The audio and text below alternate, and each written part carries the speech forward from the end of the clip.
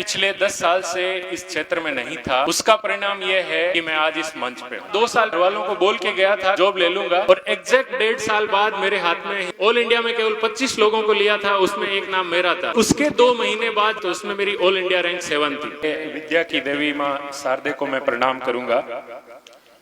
मंच पर उपस्थित सभी गणमान्य लोग, गांव के पधारे बुजुर्ग लोग, युवा साथी और प्यारे बच्चों, मैं पिछले 10 साल से इस क्षेत्र में नहीं था, उसका परिणाम यह है कि मैं आज इस मंच पे हूँ।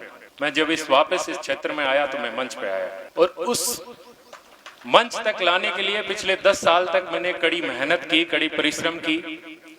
और ऐसे नहीं है कि मैं किसी एकदम ऐसे परिवार से आता हूं जो मेरी शिक्षा का खर्चा उठा सके। मैं एक साधारण परिवार से आता हूं। मेरे मम्मी और पापा दोनों किसान हैं। तो कहते हैं ना कि जीतने वाले कुछ अलग नहीं होते हैं, बस उनका काम करने का तरीका अलग होता है। जो मंच पर जितने लोग आपको, जितने IARS बोल रहे हैं, IAS है, कोई SDM है, कोई जितने भी पद पर है, सब लोग अपना उनका काम करने का तरीका अलग था, इसलिए उन्होंने समाज में पहचान बनाई। और मैं ये उम्मीद कर रहा हूं कि ये समाज को एक नई दिशा देंगे। मेरा ये, जैसे इन्होंने बताया कि अभी मैं IAS, यदि आपको लगता है कि सब चीज पहले प्रयास में मिल सकती है, तो मैं थोड़ा सा अपना एक्सपीरियंस शेयर करूंगा, ज्यादा टाइम नहीं लूंगा मैं। तो मेरा पहला प्रयास में मेरा प्रारंभिक परीक्षा होती है, वो भी पास नहीं हो पाई थी मैंने। तो ऐसे नहीं है कि जैसे ही आप स्टार्ट करेंगे और स्टार्ट करते ही आपको कोई चीज हासिल हो जाएगी। उसके लिए आपको लगातार मेहनत करनी पड़ेगी। तो सबसे पहला जो मैं आपको संदेश देना चाहता हूं कि आप जो भी काम करना चाहते हैं उसमें आपको निरंतरता बनाए रखनी होगी। दूसरी चीज यह है कि 10 साल तक जब मैंने मेहनत की, कभी मैंने ये नहीं सोचा कि दूसरी जगह क्या हो रहा है, कैसे हो रहा है, क्या चल रहा है। तो वो वहां से आपके अंदर एक डिसिप्लिन होना चाहिए। डिसिप्लिन, अनुशासन से ये होता है कि जो काम आप सुबह शुरू करते हैं उसको शाम तक जितना आप ढंग से करना चाहते हैं उतना वो आप कंप्लीट कर लेते हैं। और तीसरी चीज जो है वो है सकारात्मकता।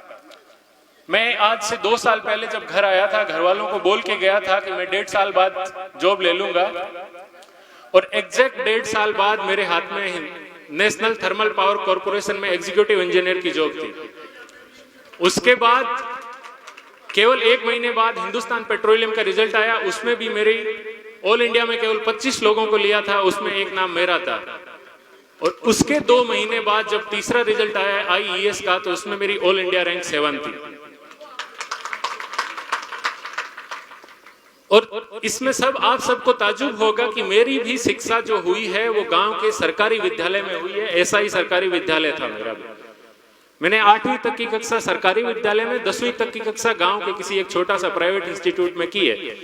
तो सबसे पहले मैं, जो बच्चे यहाँ पे सरकारी स्कूल में पढ़ रहे हैं और इनको यदि लग रहा है कि हम लोग किसी दिन ऊंची कुर्सी पे नहीं बैठ सकते, तो आप अपने दिमाग से ये निकाल दीजिए कि सरकारी स्कूल में बैठने वाला कभी ऊंची कुर्सी पे नहीं बैठ पाता है।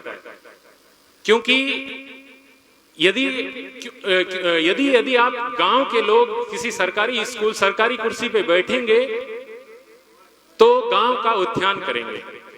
दूसरी चीज मैं आपको बताना चाहता हूं कि हम लोगों ने एक दिमाग में भ्रम डाल लिया है कि पढ़ाई का केवल मतलब है सरकारी नौकरी। जिस पद पे मैं सेलेक्ट हुआ हूं उसमें केवल 22 लोगों का चयन हुआ है हिंदुस्तान में, और यहाँ पे जो बैठे हुए उपस्थित बच्चे हैं इनकी संख्या 22 से ज्यादा है। और यदि सरकारी पदों की बात करें तो ये सारे लोग उस पद पे नहीं जा पाएंगे यदि ये कितनी भी मेहनत कर ले। ये भी हमको ध्यान में रखना है। तो पढ़ाई का मकसद ये होता है कि आप ज्ञानी बने, आपको नॉलेज हो, आप हर चीज का नॉलेज होगा तो आप कहीं भी जाएंगे तो अटकेंगे नहीं। और उसमें सरकारी नहीं, प्राइवेट। जैसे मैंने अभिषेक जी को सब लोग वाह कर रहे हैं, लेकिन अभिषेक जी किसी सरकारी नौकरी में नहीं है। उन्होंने अपना स्टार्टअप किया और उन्होंने बहुत अच्छी उनकी कमाई है।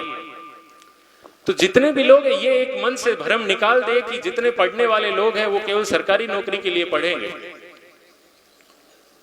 सरकारी नौकरी की पढ़ाई केवल जिन लोगों को पता है, जिन लोगों को भरोसा है कि मैं सरकारी नौकर बनना चाहता हूं या मैं बन सकता हूं या मैं ऑल इंडिया में टॉप 10 में आ सकता हूं, टॉप 100 में आ सकता हूं, वो कीजिए। ऐसा नहीं है कि सरकारी नौकरी की तैयारी करनी छोड़ देना है, जिसको करना है कीजिए, लेकिन पढ़ाई का मकसद केवल सरकारी नौकरी नहीं रखना है।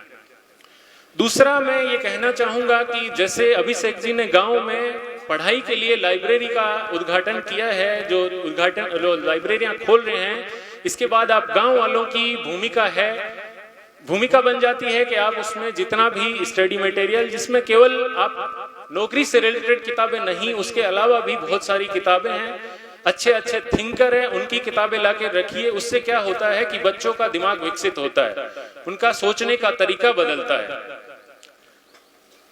और अगली कड़ी में मैं आपसे ये कहना चाहूंगा कि जैसे वाचनालयों का उद्घाटन हो रहा है, वैसे भी गांव के यहाँ पे सरपंच होंगे या फिर किसी, जैसे हमारे विधायक जी बैठे हैं, जितने लोग भी राजनीति में अपना पद जमाए हुए हैं, उनसे मैं ये उम्मीद करता हूं कि आप स्पोर्ट्स में, खेल में भी कुछ ना कुछ इस तरह की नई योजनाएं शुरू करें। कोई स्टेडियम बनाए छोटा मोटे, कोई खेल ग्राउंड बनाए। उससे क्या होगा, आगे आने वाले समय में हर कोई बंदा सरकारी नौकरी पे नहीं जा पाएगा, तो कुछ लोग अपना खेल में अच्छा देंगे और देश का नाम कमाएंगे।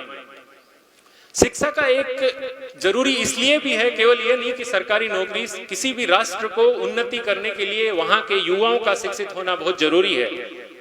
और इस हमारे भारतवर्ष में 25 करोड़ से ज्यादा युवा हैं, तो यदि सारे युवा पढ़े लिखे होंगे तो एक बिल क्लिंटन ने कहा था कि the philosophy of one generation is the philosophy of next government. जो क्लासरूम में फिलोसॉफी, किसी भी क्लासरूम में जो बच्चे पढ़ते हैं, वो नेक्स्ट जनरेशन में सरकार चलाते हैं, और सरकार कैसी चलाएंगे ये बच्चों की शिक्षा पे डिपेंड करता है। तो मैं आपसे उम्मीद करता हूं कि आप इस मुहिम से आगे बढ़ेंगे कि पढ़ाई का मतलब सरकारी नौकरी नहीं है, पढ़ाई का मतलब है हम शिक्षित हो और हम हर क्षेत्र में, सरकारी, प्राइवेट, बिजनेस, जितने भी तरह के हमारे जो जितने भी प्रकार की जितनी अपनी शिक्षा से जो मिल सकता है वो हासिल करेंगे। और स्पोर्ट्स में भी हम लोग अच्छा करेंगे, क्योंकि गांव के युवाओं में वो एक एनर्जी होती है जो किसी भी स्पोर्ट्स को वो जीत सकते हैं आसानी से। उसके बाद मैं अभिषेक जी का बहुत आभार व्यक्त करूंगा कि उन्होंने गांव में इस तरह की मुहिम चलाई और आगाज के तहत आपने गांव गांव में शिक्षा लाने का मुहिम चलाया। उसके लिए आप बहुत बहुत धन्यवाद के पात्र हैं। इसी शब्दों के साथ मैं अपनी वाणी को विराम दूंगा और मैं आप सबसे उम्मीद करता हूं कि आप अपने बच्चों को, लड़कों को जितना शिक्षा का महत्व देते हैं, उतना ही महत्व आप लड़कियों की शिक्षा को देंगे। धन्यवाद।